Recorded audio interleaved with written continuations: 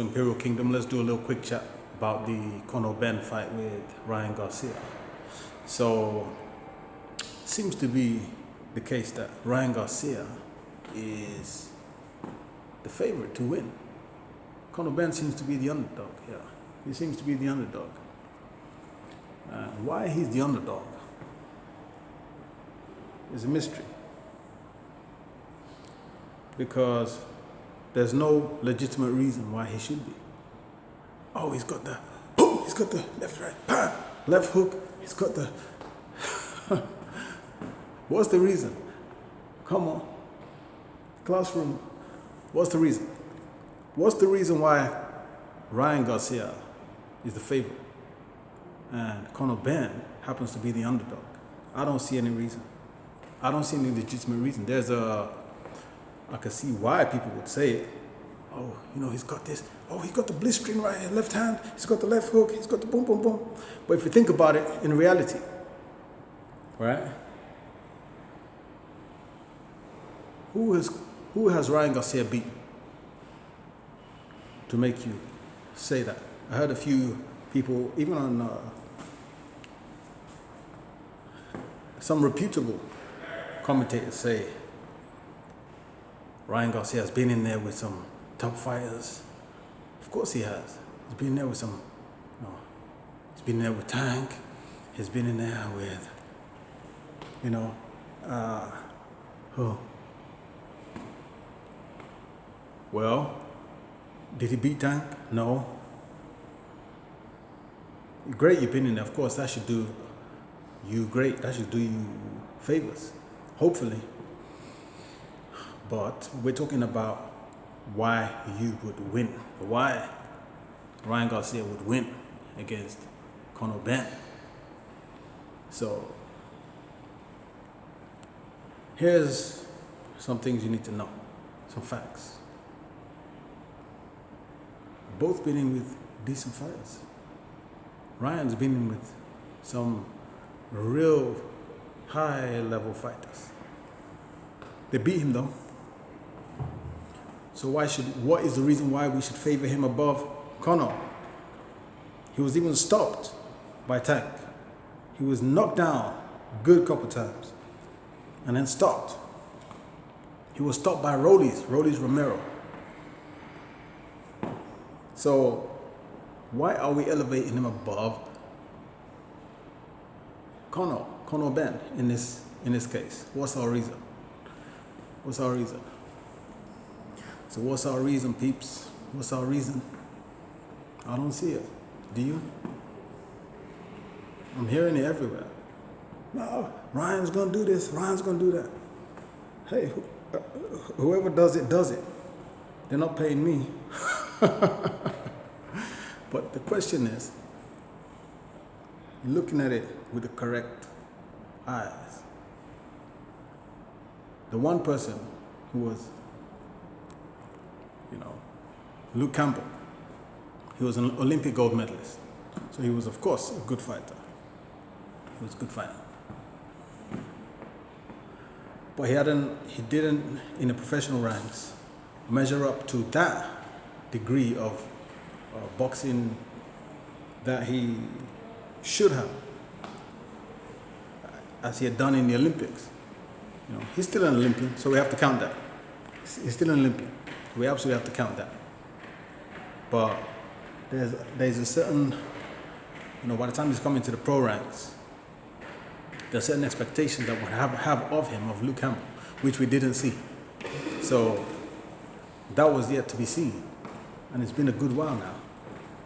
And we haven't seen any such level from Ryan as far as high level of operators. So Ryan got in with who? Who is the reason why folk think Ryan is going to do this and going to do that to Conor? We watched him look spectacular. When did we see Ryan look spectacular? In his last fight. His last fight was versus Barrios. And how did he even get that fight? He obtained that fight after a loss to Rollis Romero. Rollis decked him, dropped him, beat him and defeated him. and then he was gifted that fight by the WBC. Gifted, as in, let's try and make this guy a champion. Now, WBC clearly showing partiality, clearly demonstrating favoritism. For whatever reason, there's certain reasons why they have to do that at this point in time. But that's clear favoritism. That's that's just not on. But the WBC, obviously, as a high-level organization within the boxing world, is obviously legitimate and is very high. But they've many a times, when I say legitimate, I mean they are the ones who have been one of the main ones who have been running it since the beginning of time, as far as boxing is concerned. You know, those belts have been passed down from generation to generation, and they are some of the most prestigious of belts. But the way they've been run in recent times has been very questionable. So evidently, we know Ryan Garcia lost to Rolly Ramirez, and it's not the regular procedure, the normal procedure or expectation for a fighter who had just lost to be handed an opportunity to capture a belt, a world title belt, which he did. So he was basically gifted. Now Barrios was not. Barrios had been beaten up, beat down, and he just got a draw by Pacquiao, who was basically retired. And Barrios is not in his youth or young or one who is older but youthful. No. So where will we? he caught Barrios looking like Barrios should be looking. Of course, you're going to look spectacular. So what about another opportunity? So what other time did we see? What other time did we see Ryan looking spectacular in those situations? Oscar Duarte. So when he fought Oscar Duarte, he looked hot. One shot, boom, fast. Great punching. Again, Oscar Duarte was ready to retire. Or did not even just retire and come back or whatever. It was a retirement phase. So if you can give me another instant, can't. When did Ryan look so good with that I keep hearing this phrase, world class. Ryan looks world class. I don't see it. I've not seen it. Show me where he was world class. World class, that means against a world level operator, or demonstrating capabilities that would make you, even on the eye test, rank him on that level, or even just a bit below. Nothing. So what about for Conor? Should we say for Conor? Should we say, well, he is, obviously.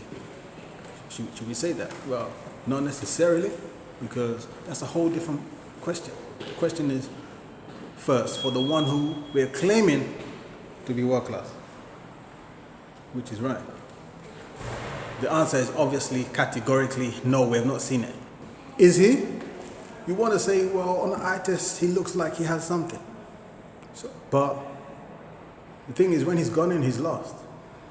Oh, somebody wants to say Devin Haney. He had a fight with Devin Haney, and he gave him that left hook. And number one, he was above the weight class in terms of actual weight. He cheated the scales. He cheated the scales. He made it public that this is what he's going to do, and he doesn't care, and he cheated the scales. So he was heavier than he was supposed to be. Number two, he was caught with drugs, Osterine, which I'm sure he won't have right now. I know they're going to test the heck out of the both of them. And whatever the case be, whether they both have it or they both don't have it, he was above the scales, above the weight. So we can't really say that was a legitimate fight against Haney. No. So we cannot find any reason why we can say Ryan is all this world class and all this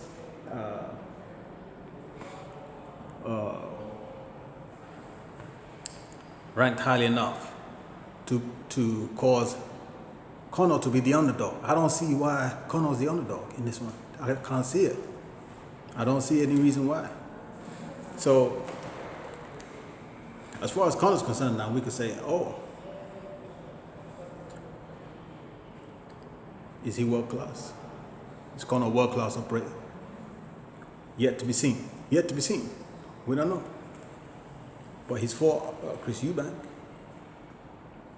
And Eubank was very drained. But at least we got to see how Conor would operate under high level conditions. Yeah, you know, under the lights, big bright lights. 12 rounds. What was his energy? What was he like? He went all the way. And he was getting it popping all the way. Conor was getting it banging all the way. And against someone bigger than him. Again, you have to a little pinch of salt there because we know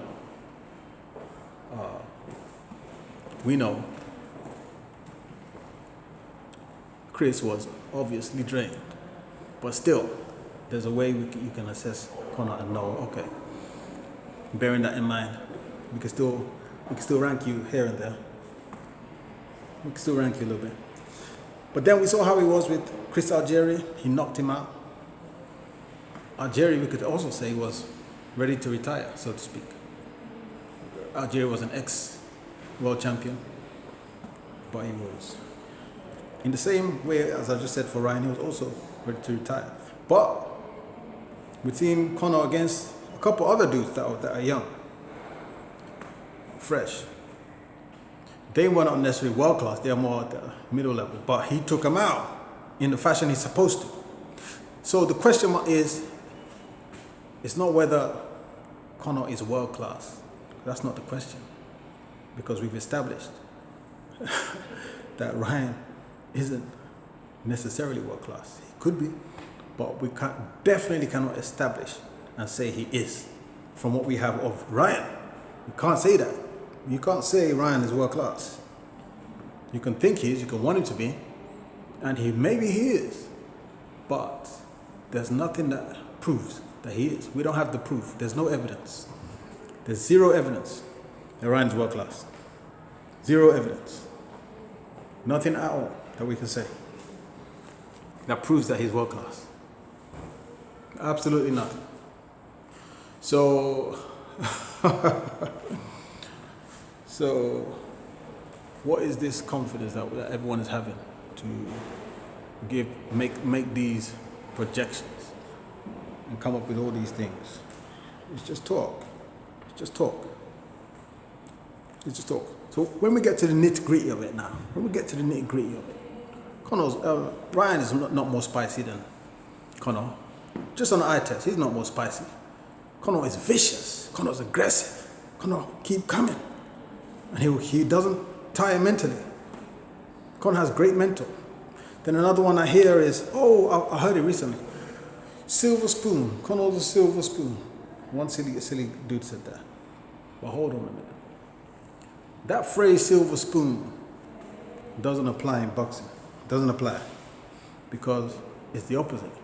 If you want to make, in an athletic situation, or boxing or fighting, you're going to have to call that gold spoon. You're going to have to call that gold spoon. Because now you're talking about the inheritance of DNA, special DNA, fighting DNA. His dad was a killer boxer. And that DNA is passed down. This is an advantage, not a disadvantage. They had the face-off just the other day. And Ryan was saying all this stuff about, how you about that life and all this, and who you, what makes you what. No. DNA is a big deal when it comes to war, when it comes to battle. Because you're carrying the DNA of someone who was a fighter, a killer on a daily basis. That person had to think. His mental traumas were different. And those things are passed down into the DNA. the anxieties of fight night, fight week, fight month, fight season, the sparring sessions, the physicalities, the training. You know how hard it is to develop the lungs for high level athletic circumstances? Even people who are professional boxers know they have to keep working at it. Develop the legs, the jogging or running or whatever they do. Yeah. All the other physical aspects. And then someone just has it by DNA, as in the DNA has already suggested to the cells to function in certain ways. Then that person will now have to do his on top of that to answer the call of that DNA. What those DNA codes are telling the body, responding to actualize it. DNA is a big deal. Don't call that no silver spoon. That's a gold spoon. That's gold spoon. You must not know science. You must not know science. That's gold spoon. You're carrying something that you just need to just maintain. Light up. Maybe add some more. It's a big deal. Because that's how the body is created to function, to carry the memories of the fathers and the forefathers into the DNA and transpose those cellular instructions so that the body understands that we might need this in this generation too. That's the big deal. So it's an advantage, not a disadvantage. Don't talk about no gold spoon, silver spoon. That's gold spoon.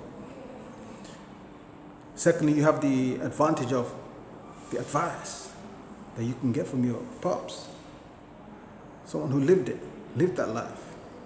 There's certain nuances to the game that you might not be able to pick up even from your coaches, because you might not have access to your coach at midnight when a certain thought came to you. You have access to your pops. Hey, what about this?